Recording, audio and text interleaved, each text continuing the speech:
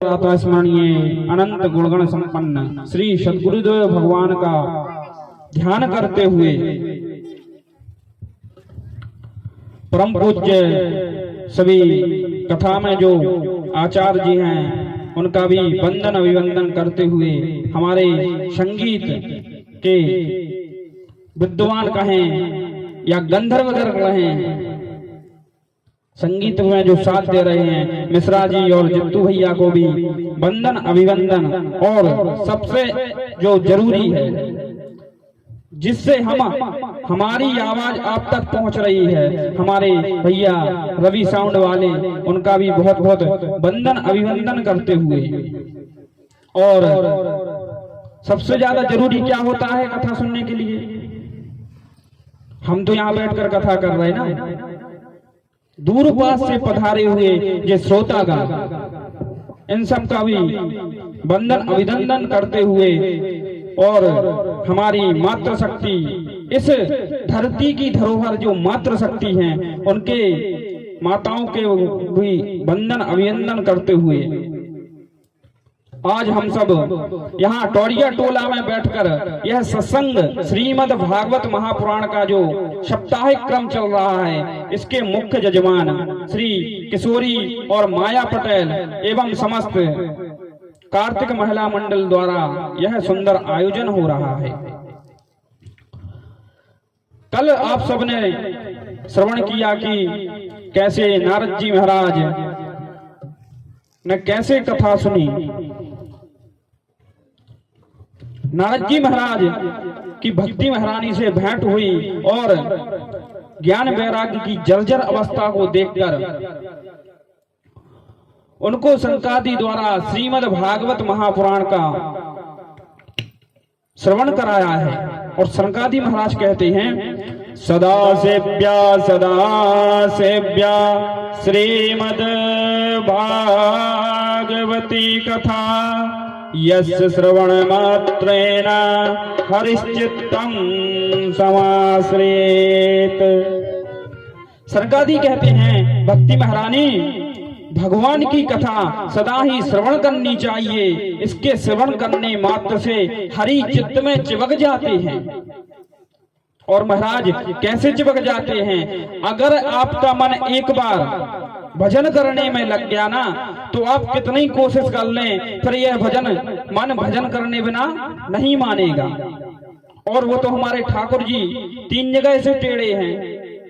आप ये बताइए, एक खाली बोतल में एक 3 जगह से टेढ़ी लकड़ी को डालेंगे तो चली तो जाएगी, लेकिन फिर निकलने वाली नहीं है। इसी प्रकार हमारे बांके बिहारी जी हैं, अगर वो एक बार हृदय में प्रवेश कर गए तो उनको चाहे कितना कोशिश कर लो, निकाल लो, वो निकलने वाले नहीं हैं। इसका उदाहरण है मीरा जी। मीरा जी के पास किस चीज की कमी थी? कोई थी? राजघराने की पुत्री, राजघराने के यहाँ शादी हुई, लेकिन वो तो पागल केवल किसके पीछे थी? बांके बिहारी के। तो हम भी परमात्मा से ऐसी प्रार्थना करें कि हे परमात्मा, हम पर भी ऐसी कृपा कर दो, क्योंकि यह मनुष्य तन केवल एक ही बार मिलता है। तब यह 84 कट जावे, तब यह जीव मनुष्य तन पावे। अरे अन्य योनियों में तो भोग की योनियां हैं। मान लो इस जन्म में तुमने कोई कृत्य नहीं किया, कोई कर्म नहीं किया, अगले साल भगवान ने कृपा कर दी और सुगर बना दिया, भैया पड़े रहो गंदे नाले में, वहीं गुटर गुटर करते रहो और खाते रहो। इसलिए जितना हो सके भजन करें। सनकादि चारों भैया भागवत की महिमा मुक्त कंठ से गा ही रहे थे कि उसी क्षण एक दिव्य अलौकिक नाम संकीर्तन की ध्वनि सुनाई पड़ी। और सबने क्या देखा? भक्ति सुतो तो तरुणी गृहीत्वा प्रेमिक रूपा सहसा विरासीत। श्री कृष्ण गोविंद हरे मुरारी नाथे तिनामानि महुरो वदन्ति। भक्ति महारानी अपने पुत्र ज्ञान वैराग्य के साथ सबके बीच प्रकट हो गई महाराज। और ताता थैया कर कर नाचने लगी और झूम झूम कर नाम संकीर्तन गाने लगी। समस्त श्रोता समुदाय के साथ भगवान नाम संकीर्तन में तल्लीन हो गया।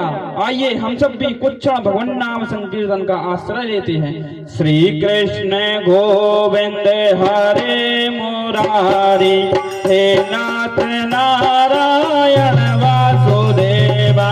श्री कृष्ण गोविंद हरे मुरारी, हे नाथ नारायण वासुदेवा। श्री कृष्ण गोविंद हरे मुरारी, हे नाथ नारायण वासुदेवा।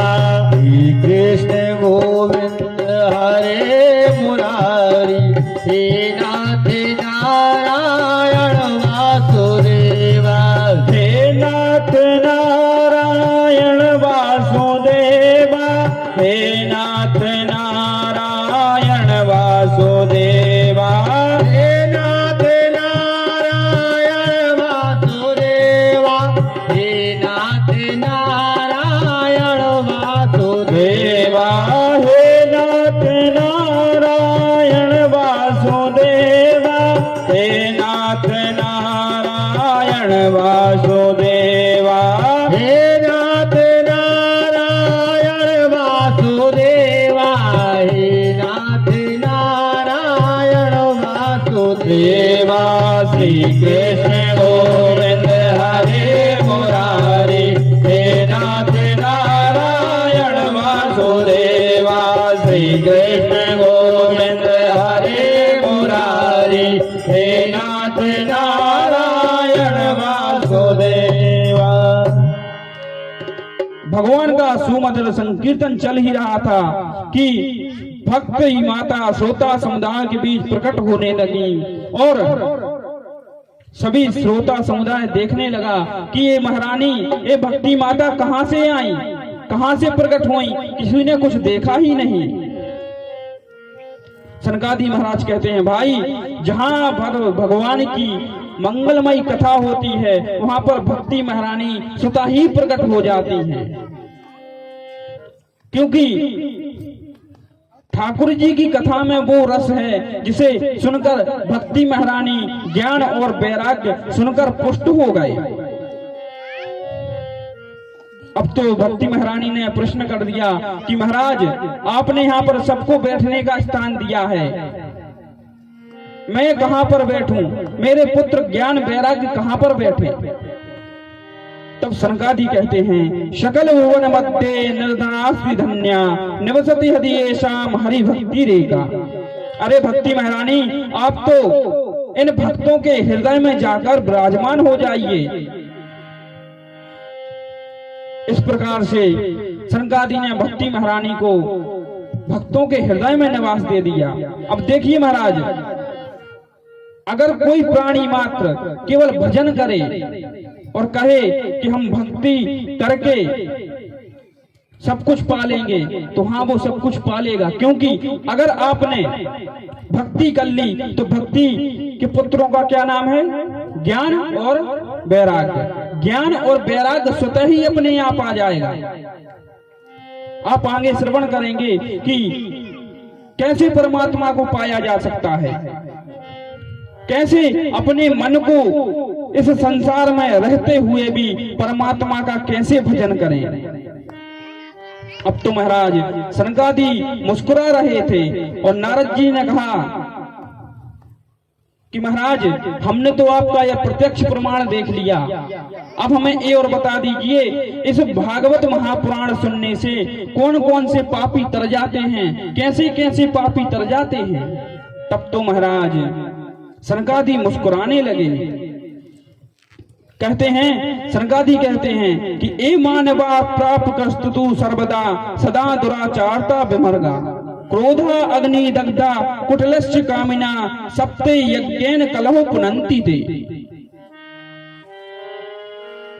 सनकादि कहते हैं कि नारद जी, जिसने जीवन पर्यंत पाप के सिवा कोई कर्म ना किया हो, पाप करते करते वह मर गया हो और प्रेत आत्मा बनकर भटक रहा हो, अगर वो मरने के बाद प्रेत योनि में भी श्रीमद् भागवत महापुराण का एक श्लोक केवल श्रवण कर ले, उससे उसकी मुक्ति हो जाएगी। तब तो महाराज नारद जी हंसने लगे, कहते हैं वाह महाराज, आपने बहुत बढ़िया बात कही। आप तो कह रहे प्रेत योनि में सुन ले, इसका कोई प्रमाण तो दीजिए। तब सनकादि ने कहा कि हे नारद, मैं तुम्हें एक इतिहास सुनाता हूँ। अत्र ते कीर्तिष्यामि इतिहासम पुरातनम यस्य श्रवण मात्रेण पाप हानि प्रजायते। हे ऋषियों, इस कथा को थोड़े से ध्यान से सुनना। सनकादि मुनि कहते हैं, मैं इतना सुंदर आपको इतिहास सुनाने जा रहा हूँ कि पापों का शोधन होता है। तुंगभद्र तट के किनारे एक गांव में एक पंडित जी रहते थे। उनका नाम पंडित आत्मदेव शर्मा था। वे द्वितीय भास्कर के समान, द्वितीय सूर्य के समान थे। विशुद्ध ब्राह्मण भक्ति से अपने जीवन का निर्वाह करते थे और उनकी धर्मपत्नी का नाम था श्रीमती धुंधली देवी। पतिदेव जितने विद्वान और सुशील स्वभाव के थे, इसके ठीक विपरीत उनकी धर्म पत्नी थी। लोक वार्ता रथा कूरा प्रशो बहु जल्पिका सूरोचा ग्रह कृत्येषु कृपणा कलप्रिया। अरे महाराज, इतनी भयंकर झगड़ालू थी कि जब तक पड़ोसी से लाठी चार्ज ना हो जाए तब तक उनका मुंह बंद नहीं रहता था। इतना खतरनाक स्वभाव था। दोनों दंपत्ति का जीवन बड़े ही सुखमय तरीके से व्यतीत हो रहा था। केवल उनको एक ही चीज का कष्ट था कि उनके यहाँ पर कोई संतान नहीं है। अब तो महाराज एक दिन आत्मदेव ने सोचा, क्यों ना मैं यह ग्रस्त को त्याग कर वन में जाकर आत्महत्या कर लूं, क्योंकि मेरे यहाँ कोई पुत्र ही नहीं है।